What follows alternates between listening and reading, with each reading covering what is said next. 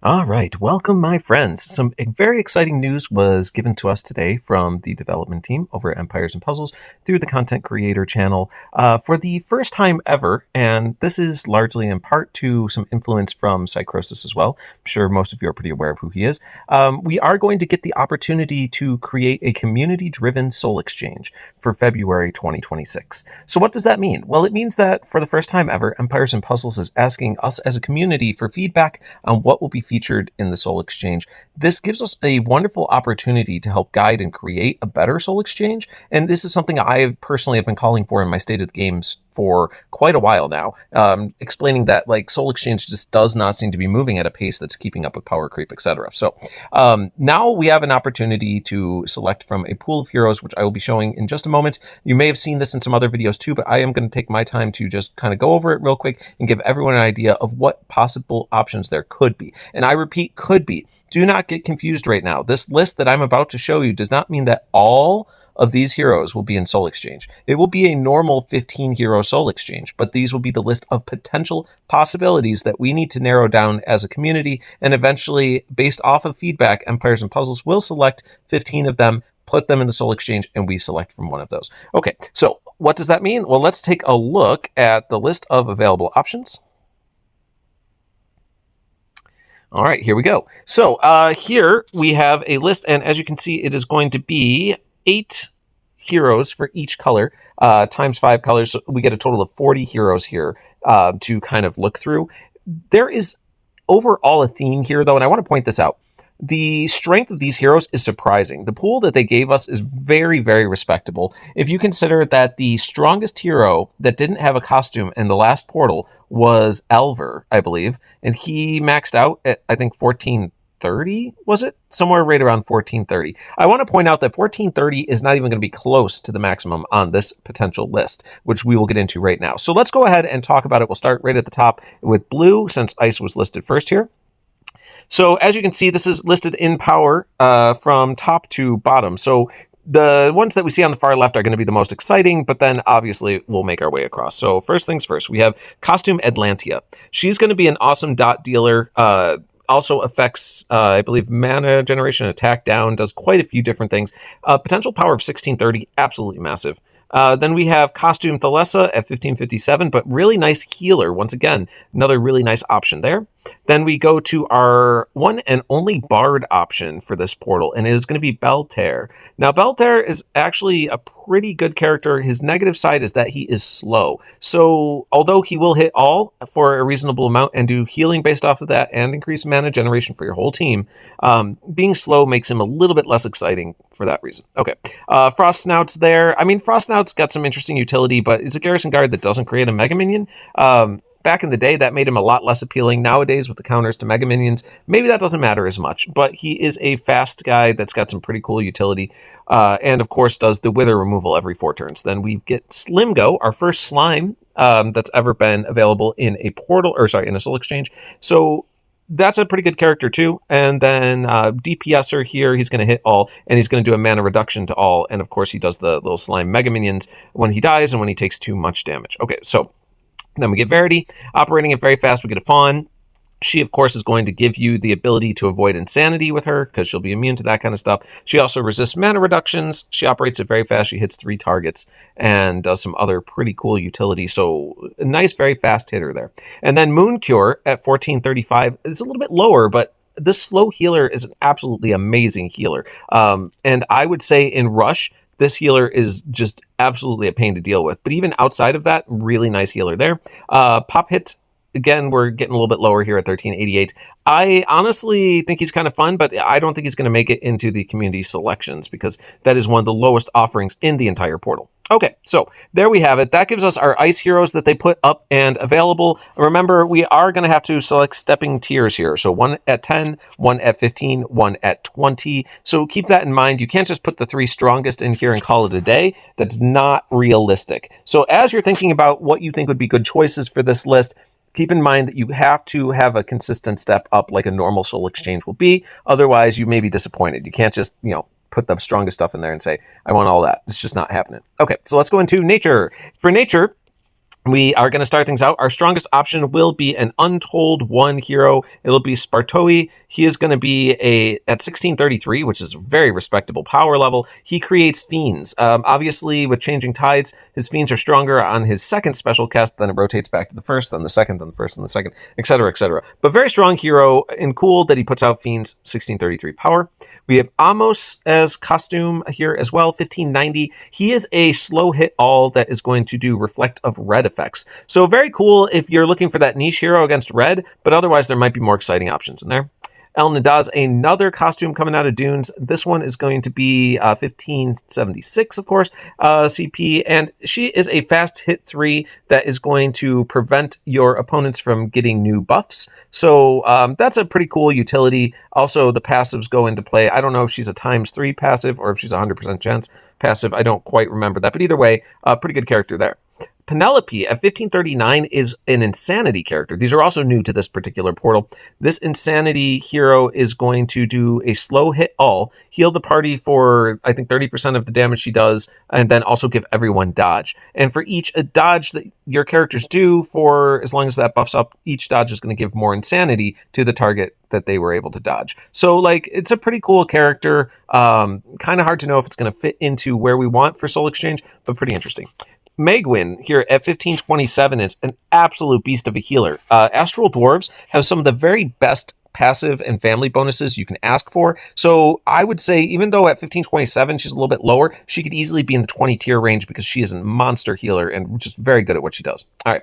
Then we get a second slime in this portal. It is going to be a Muktus. Muktus operates at 1503 and is another fiend creator, but once again does the slime mega minions as well if it ends up taking too much damage, or when he dies he gives it to his nearby friends.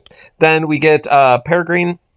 Peregrine's pretty interesting. She is going to be she I don't know with this one. Sorry, I don't know this character well enough. But this character does a decent amount of damage, but does an enhanced dodge effect. So the enhanced dodge is only to himself and nearby, but he will allow them to dodge 5 times before it goes away. And when it does go away, it's going to give them a plus 70% attack buff as well. So pretty cool character, resists insanity because, you know, it is fun. So that's fun. Then we finally get Theodius as the weakest offering for green. And I will point out the weakest green is at 1453. How crazy is that? That's the weakest. That's going to be a Garrison Guard. He is a slow hit all at 450% damage. He does a very unique effect where he is going to lower the duration of all of your opponent's buffs by 3 turns and increase the duration of all of your buffs by 3 turns, I believe is how it works. But anyway, very interesting how that works. Because of the fact that he reduces the turn duration, he can affect things that are undispellable and clear them off because he's not dispelling them. He's reducing the amount of turns they have remaining and can actually clear things that other people cannot. So, interesting character, but operating at slow is a little bit tough. He's not exactly the most exciting option out there. So, let's go back to Fire.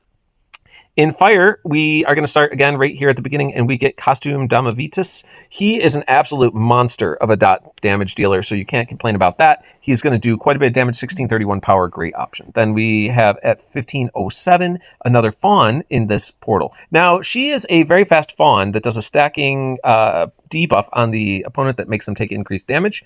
I think it's 7% for each stack. So she also does a mana boost to your party when her special goes off. I think it's a delayed mana boost of 2 turns, but still pretty cool. Then we have Revna, who is going to be a healer. And Revna is going to be at 1506, but probably one of the more sought-after healers from a while back. There's a big debate whether Revna or Hathor is the better healer. It's hard to say, but I will say Revna's Reflect is super clutch. I actually have her, and there are so many times where I've used her to just absolutely decimate the opposing team. Reflect is really cool. Oh, also she can reflect wither effects. Very rare that you see that, so just keep that in mind as well. Okay, Abigail is going to be an Insanity hero. Honestly, I don't know Abigail very well off the top of my head, but being an Insanity hero, not going to be my favorite, and you can look into her later if that's your jam. Go ahead and put her down, but she probably wouldn't make my list. All right, Sun Quan is going to be a Three Kingdoms costume character.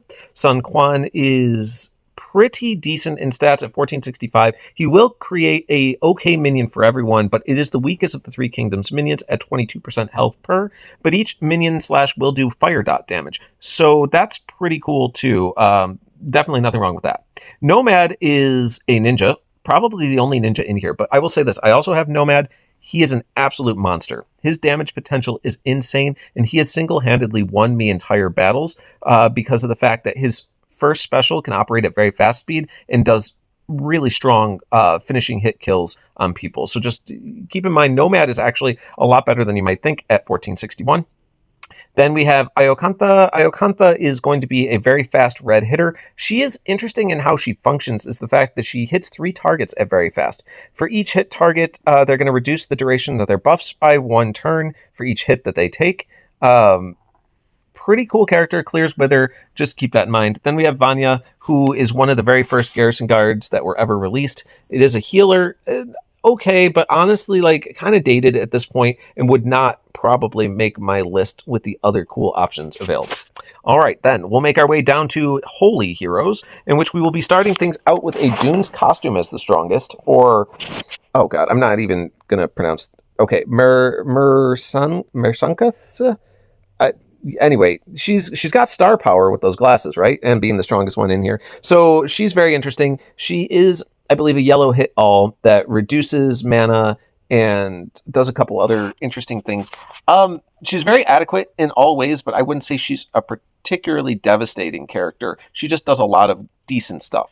All right, then we get a Finura costume, and she is going to be one of the lowest costumes you could possibly get out of Untold 1, but she does create jellyfish minions, and these jellyfish minions are pretty decent. Then on her second tier, this is what makes her a little bit more interesting. She will turn all fiends that you have into jellyfish minion and create another jellyfish minion. So if you're going up against a fiend team, she is actually very powerful at not just clearing those fiends, but flipping them into positive effects for you. The biggest problem that I see with this is that, like, even though that sounds great against the current meta of vegetables, remember that once they turn into mega fiends, she will have no effect on them. It's only while they stay fiends that that's going to be useful for you. Okay, then we get Pertinax.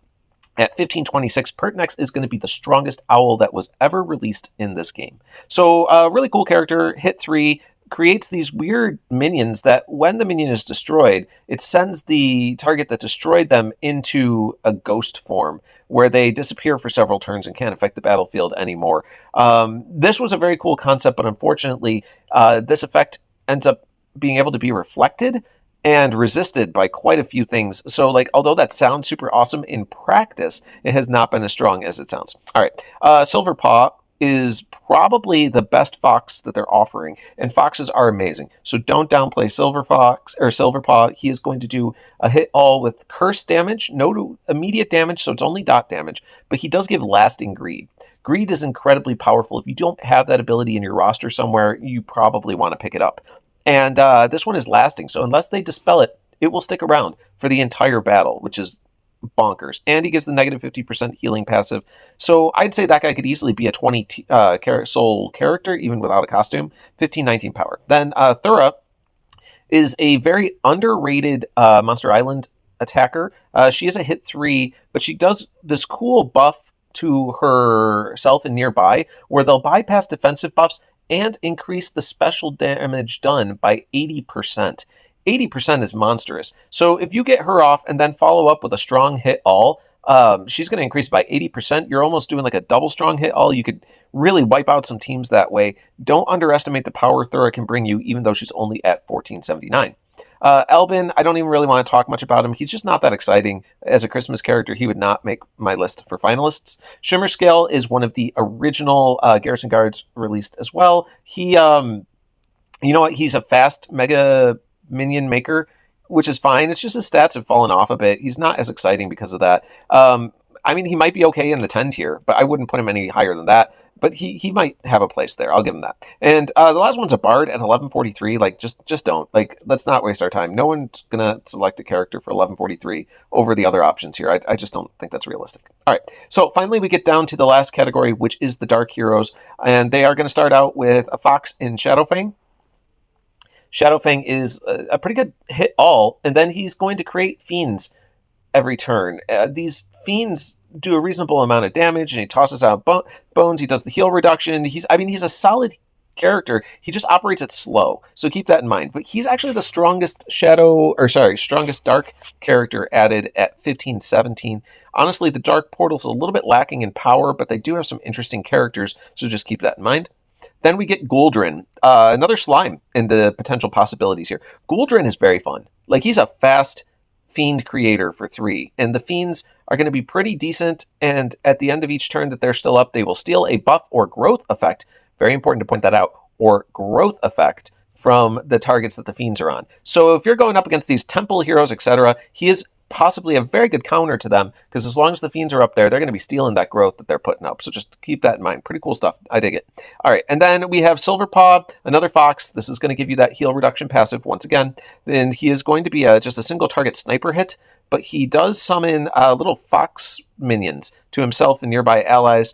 They only have 2% health, but an 80% chance to dodge all incoming hits. So it does give a little, like, dodge boost for a short period with that guy. Not the most exciting fox out there, but the foxes are worth it for the healing passive alone. Tamlin is going to be a fawn. Once again, this guy is very interesting. He has a hit all operating at slow speed, but he does some massive effects. I'm trying to remember exactly what it is. I think it's defense down against special skills, and maybe he silences everyone. That's what it is. He silences the whole opposing team, but I think it's after the defense down has gone off a couple times. He's one of those weird ones that once it expires, that's when the other effect kicks in. Anyway, Tamlin is very hard to work with in some formats, but when you get to things like Equalizer or Rush, Tamlin can actually ruin entire fights. So just understand he's very cool for that effect. Then we also get Melancholia.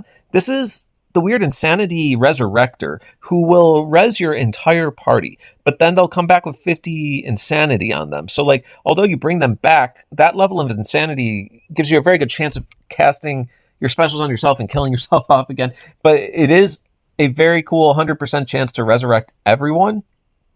I don't know if I would ever really use this character, but I will admit she is at least intriguing to consider. All right, then we get Violet Potts. This is a very interesting Garrison Guard. She does a priority dispel of the opposing side, which is pretty cool. And then she also gets a Garrison Guard that is going to, I believe, do the No, I think her Garrison Guard does the attack, the dot damage. I don't completely remember what she does, but I do remember that she can be a little bit frustrating to go up against. I've underestimated her once or twice when I have gone against her. And then we get 2 opera heroes to finish it off. We get Von Rothbart. He is actually a very reasonable counter character. You can use him to lock down a character on the opposing side by casting silence on them. And then if, for whatever reason, the ballad effect ends where they're silenced, then they will take, I think it's like 1,400 damage or something like that. So it's a very strong effect once it fades. And this fade includes its duration just ending. They'll still take that damage at that point too. So very strong effect, very good counter character in Von Rothbart. And last but not least, we'll get Odell, fast healer from Opera as well. The weakest of the Dark Heroes offered at 1358, but does some really cool dance effects and a heal. So, I mean, honestly, not a terrible character to consider at 10 for Dark, but probably not the one I would suggest. If anything, I would try to squeeze either Von Rothbart or Violet in at 10 souls for Dark. If it were up to me, I'd have to think about that a little bit more. Now, as it stands, since we got through this whole list, I'm going to say this. Remember, only 15 of these guys are going to get in there, and there has to be a step-up tier of 10 souls, 15 souls, 20 souls. So again, remember, you can't just get all the bright, shiny, awesome things in here. There is going to have to be a reasonable, logical step up tier process. What I would like you to do is consider what you would pick out of this, right? If you want to leave comments in this video, I will take them into consideration too. For where it stands right now, I don't know if they're going to fully open this up to the community. I know that they want us as content creators to submit our lists so that they at least got feedback from us. And that's why I'm asking if you want to leave a comment. I will take your feedback into consideration when I consider my list as well. But that being said, if they do open this up to the whole player base, I would fully expect this to probably be done in the form of an in-game survey, like we've all gotten before in our mail, that you would be able to fill out. And if you did fill out I don't know if they'd give you a reward for filling it out. Sometimes they do that. Or maybe they're just saying, hey, if you want to participate in giving us your thoughts on this Soul Exchange, just go ahead and do it. But that's my guess on how they're going to ask for the player feedback if they open it up to the entire player base. So there you have it, folks. A lot of things to consider, but I think the most important thing I want you to walk away with at the end of this is that no matter which 15 characters they pick here, this is huge. This list is absolutely valuable and huge and way better than what we have gotten in the past. So look forward to this and make sure you have some souls collected so that you can get one of these characters, because most likely you're going to pick something that is worth double limit breaking and increase your roster strength. And that is really what we're hoping for out of a Soul Exchange. So kudos to Empires and Puzzles for stepping it up. I figured that might be the case after I saw the last Fated list that came out. So this is exactly what we need as a community to continue to grow and definitely offer a chance for the lower spenders or free-to-play players to continue to play in this game and enjoy the experience as much as possible. All right, if you like what I do, guys, there's a little button at the bottom right. Just go ahead and click on that. You can find me easier in the future, and we'll see you next time.